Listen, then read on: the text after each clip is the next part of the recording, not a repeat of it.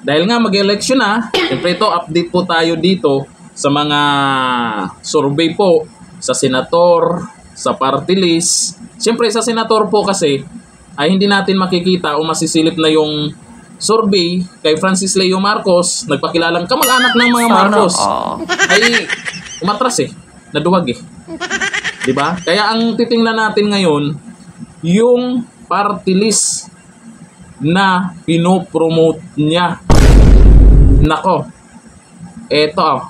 Ako, wala naman tayo dinadalang po, hindi naman ako tatakbo. So, lahat ng suporta natin, alam niyo na. O, ayan, tandaan nyo. Ang tanong kasi dyan, mananalo kaya yung party list niya? Siya mismo, sarili niya, ay hindi niya kayang papanalunin. Nung panahon na sikat pa siya, tumakbo siyang senador, talo. Ngayon na laos na siya, tumakbo siyang senador, umatras kasi alam niya, matatalo siya. At isa pa, ngayon, sa panahon ngayon, yung Francis Leo Marcos na hinayupak na yan, nakakarma na yan sa mga nabudol niya. Akalain mo, yung mga nagreklamo, may mga edad na, senior na. Kaya, napapansin po natin kami, ako po, napapansin ko ngayon, yung mga naiwan sa kanya at nakasuporta sa kanya, nagkamalas-malas na. Minalas na. Kaya ako po'y nag-alala dyan sa party list na yan, kung bakit itong si Francis Leo Marcos pa ang pinili nyo bilang taga-promote sa inyo na kilala sa social media, ay nakita nyo naman nag-live sa kanyang, sabi niya ay big humanitarian or humanitarian, nag-live sa YouTube, sa 10 lang ang nanood. Yan ba yung sikat na sinasabi nyo? Noon, aminin natin, sumikat noon. Isa din kami sa nakasuporta noon. Nabudol nga kami. Budol nga na-booking. Di withdraw to support yung mga may utak naman na mag-isip or yung marunong namang mag-isip na alam natin o kami, alam naman namin na pambubudol yung ginawa niya, nag-withdraw to support po kami. At marami pang ibang nag-withdraw to support sa kanya dahil alam natin na pag dumating yung panahon na sisingilin na siya sa pinagagawa niya, baka madamay yung mga nasa paligid niya. Eto, tingnan natin sa survey, yung party list na pinopromote niya. Paalala, ito pong party list na to, hindi ako kontra dito. Ako'y nag-alala lang na imbis na maraming magtiwala, maraming aayaw. Dahil may mga kilalang personalidad, mga kilalang vlogger na alam ang pinagagawa nitong inayupak na Francis Leo Marcos. At lalo na sa panahon ngayon, alam nyo naman ang Marcos Duterte ngayon. Kaya, una, ayaw ng mga Duterte supporters.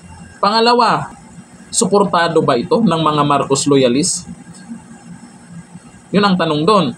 Kaya yung dalawang, kaya ang mangyayari, pag hindi susuportahan ito ng kabilaan at alam natin yung dalawa ngayon ang maingay sa politika, ay malamang basura ng dahil sa kanya.